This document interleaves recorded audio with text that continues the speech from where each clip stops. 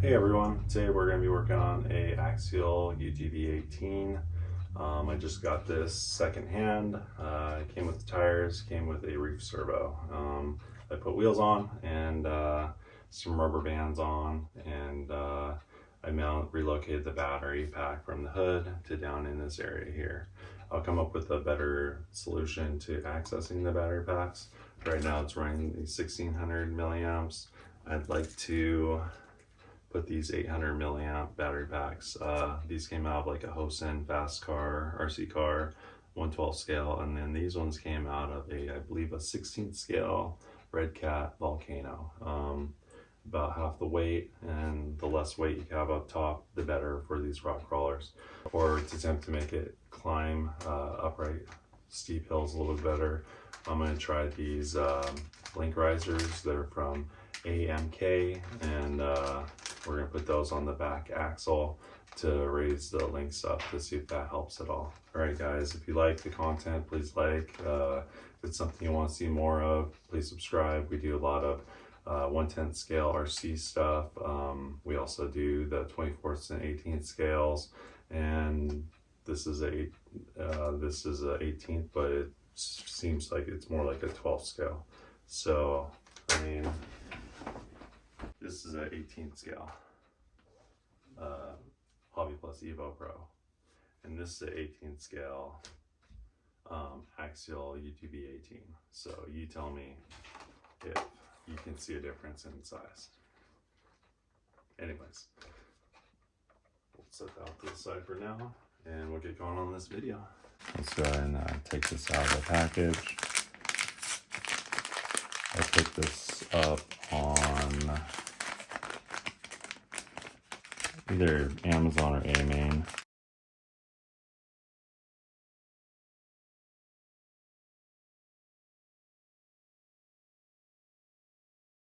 Hobbies.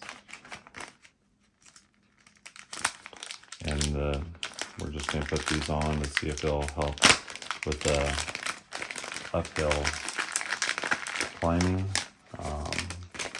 I'm not positive on what it does, but my buddy had a full-size Capra, my buddy Sean, and he put these link risers on the back, and he had that along with Megalithix, a flat skid, and did some other things in that thing. Crawled pretty amazing. So we're going to try that on this little 1/18 scale version of the Capra and see if it helps.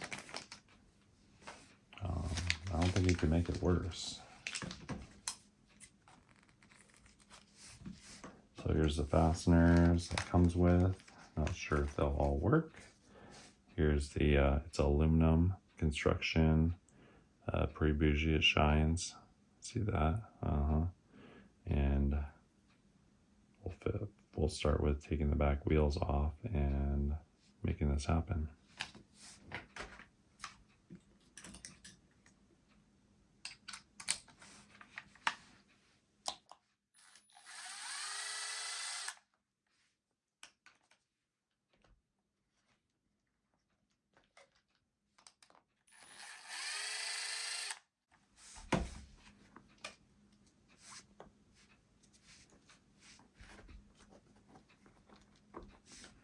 I'll just put these underneath. Let's back off these rubber bands here that have limiting the rear suspension.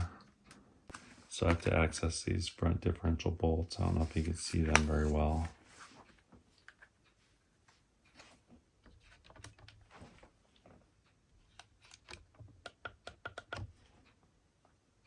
Right here. And then once I get those off, I might have to, so I can get better access to those, I'll probably do something along the lines of take these upper links off. And that should get me pivoting just enough so I can get to those bolts without taking minimal parts off. And then, let's see.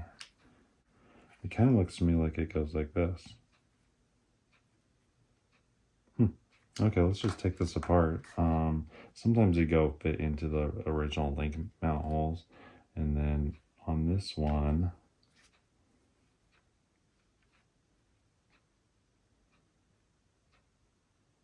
Yeah, I think it's just gonna go a little higher than this. Okay, let's go ahead and take this stuff apart.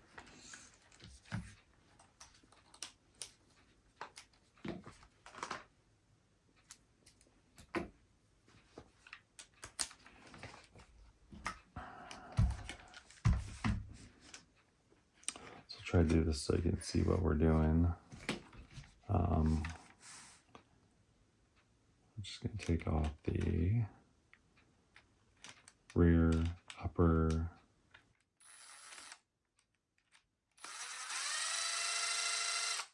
link screws.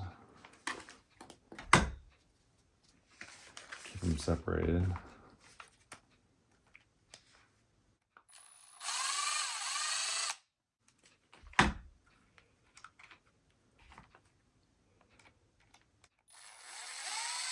Okay. All right, now get these out of the way just a little bit. And I should be able to access these, all the holes from the bottom.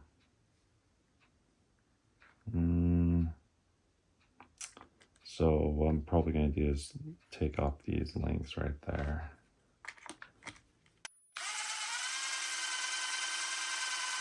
There's one long stud that goes through there and that holds these links on. Okay, so we should be able to layer stuff out. Then disconnect this drive shaft, and now I can access all this stuff right here. Just like that. And then we'll take the original link riser, or the link mount, upper link mount off. Looks like 3 screws.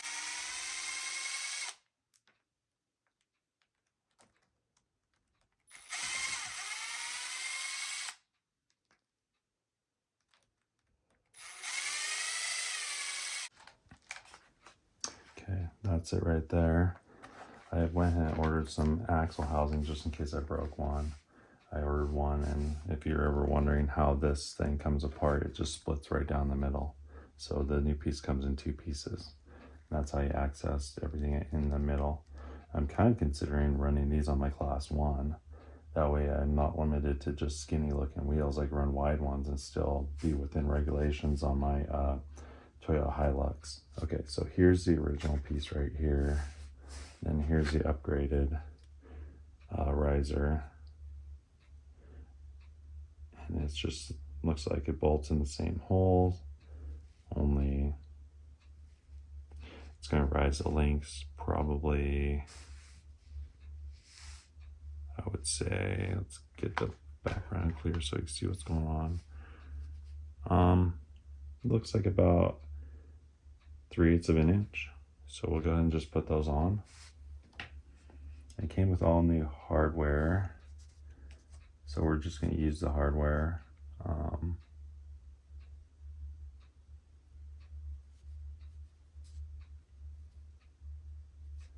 And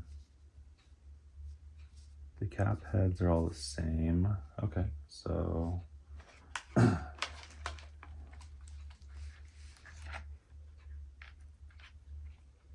just go just like this.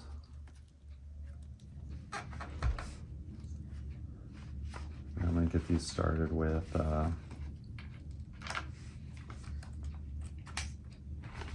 hand tools, so don't strip anything, cross thread anything.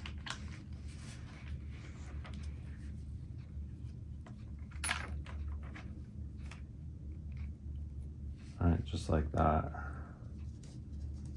We'll take these new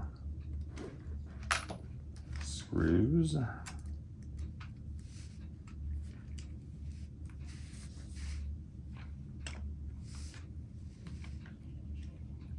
And install them just like that.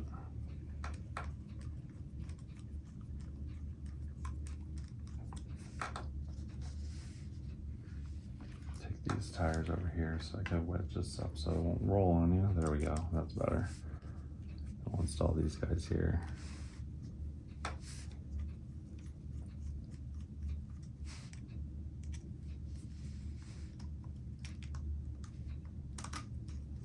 Okay, and then We're just gonna, to speed up the process, we're gonna run these in quite a bit. Nice and easy. If you go too fast, sometimes it'll heat up and melt the plastic with threads through friction.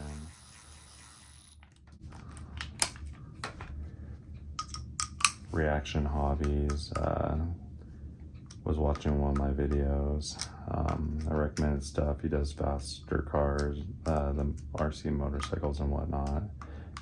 And he recommended to me to slow down my drill. So I'm just going to pass that on. It makes sense. Okay, so the guy is on right now. The new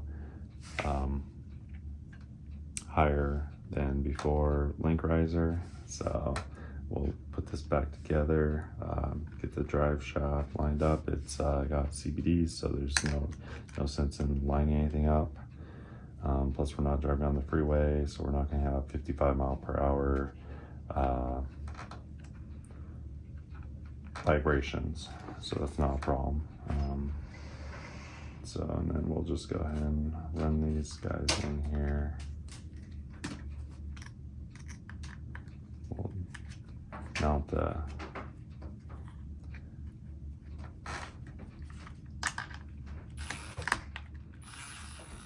lower front link mounts and the rear axle. Run the stud in.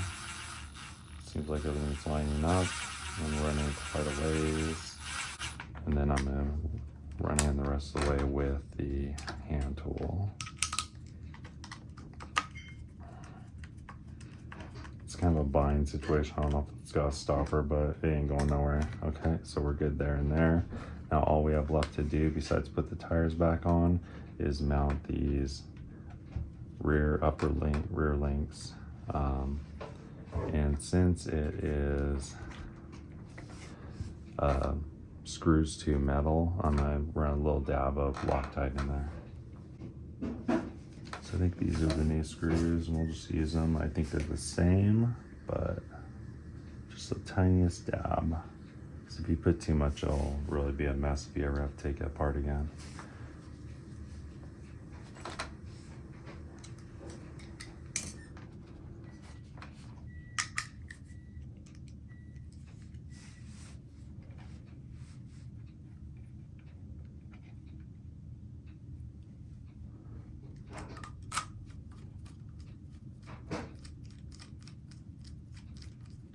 We'll just run that snug.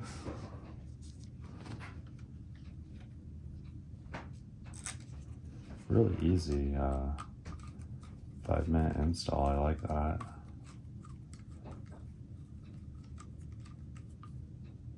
Okay, and now everything is working as it should. Drive shaft angle is still good. The only difference is the rear links are higher, and geometrically that's supposed to make it so it doesn't flip over as easy, so we'll see. We'll go ahead and put the back tires on. Maybe we'll put on the rubber bands.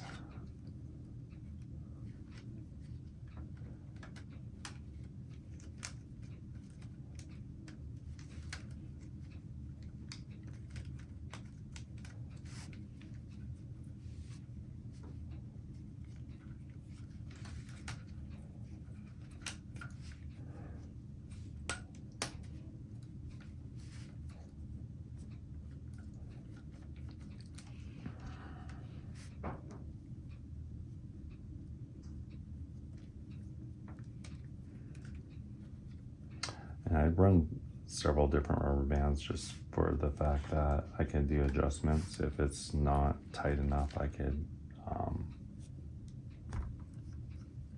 missing one, I could go ahead and adjust them on the trail. Like I have 2 rubber bands, I could double one up, I could take one off.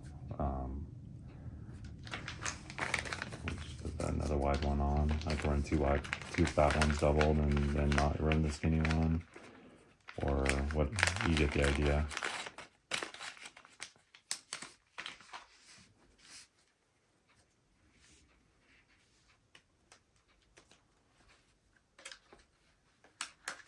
Okay. Generally the back ones keep it from doing as much flex in the front, or torque twist.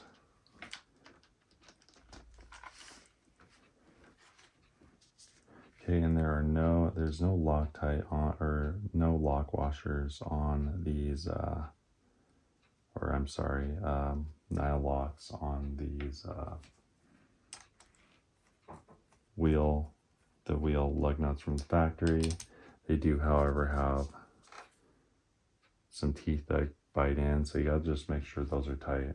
I had a couple loosen up once they loosen up, they loosen up quick, so keep an eye on them. Okay. I'll put the other one on.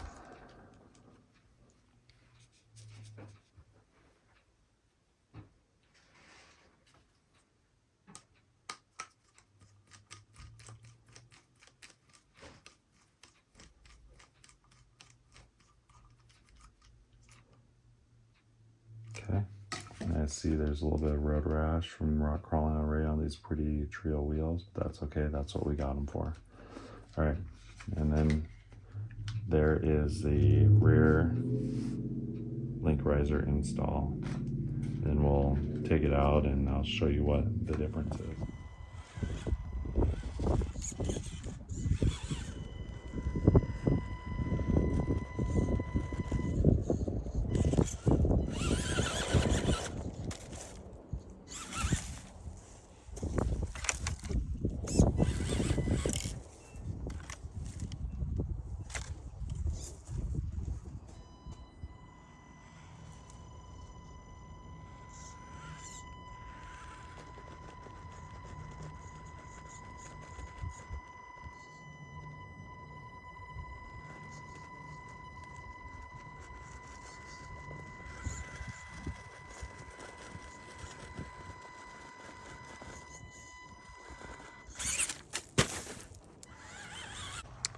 Okay, so we installed the front links, which won't make a bit of difference, maybe a tiny bit.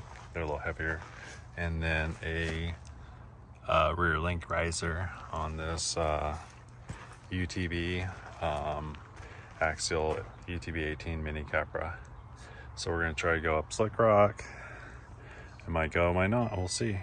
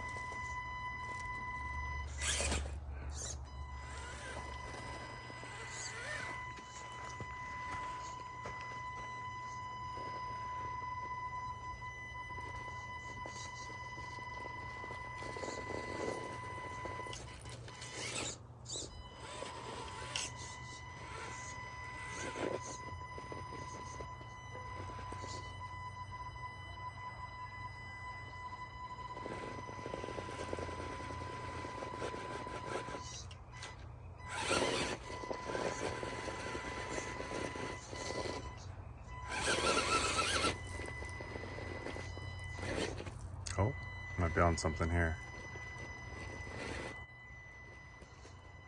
Oh, baby.